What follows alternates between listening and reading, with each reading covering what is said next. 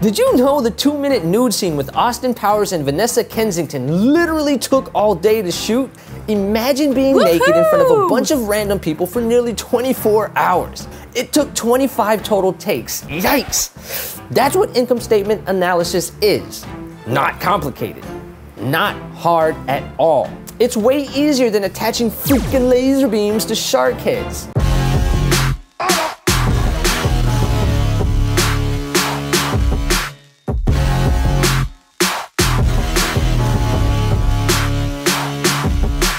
What's up everybody, Sean McMurray here with another episode of Analytical Overdrive, investing in 4 minutes, and today I have a banger for y'all.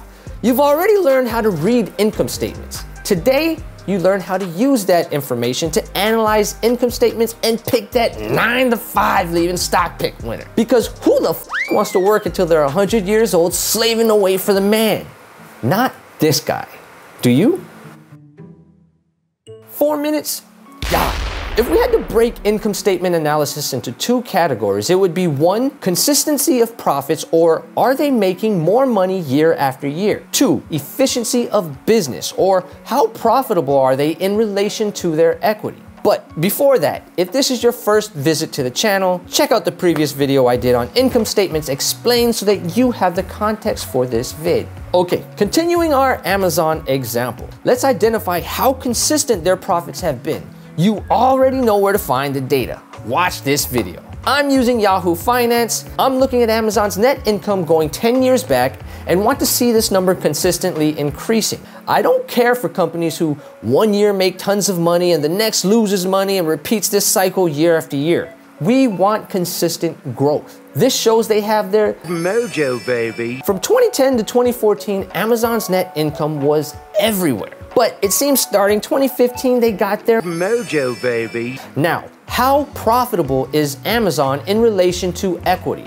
To measure this, we use a formula called return on equity, or ROE. If you don't know what equity is, check out this video I did on balance sheets explained. ROE equals net income divided by shareholders' equity. An excellent ROE is 15% and above. You pull the net income from Amazon's income statement and shareholders' equity is pulled from their balance sheet. We want 10 years back for both. Slap that info into Google spreadsheets, type in this formula, and boom, the math is done for you. As you can see from 2010 to 2014, as is with their net income, Amazon's ROE was a bit sketch. We can dig into the income statements and see what was going on, but that's not in scope for this video. The past 5 years, growth has been a bit more consistent, and in 2018, Amazon is above the 15% ROE threshold. According to this, Amazon looks good, but if you've been following along with the series, you understand there is more to the story. We actually need to look at all of their financial statements. We reviewed their balance sheet in a previous video. Check it out. If you didn't get it, the whole point of this exercise was to show you how to analyze a company's income statement. And that was easier than being Random Task cellmate who he murdered.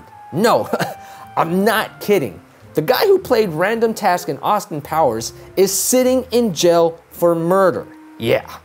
In the next video, I'll be introducing cash flow statements. If you're wondering about the infographics we used in this video, check out the link in the description so you can download them yourself and follow along next time. So, if being Random Task cellmate or standing nude for 24 hours in front of a bunch of people isn't your thing, go ahead and smash the like button.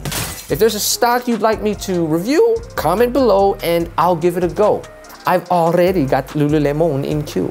Don't forget to superscribe. Yes, superscribe, which means subscribe and hit that notification bell so you ensure you get all notifications for all the latest videos.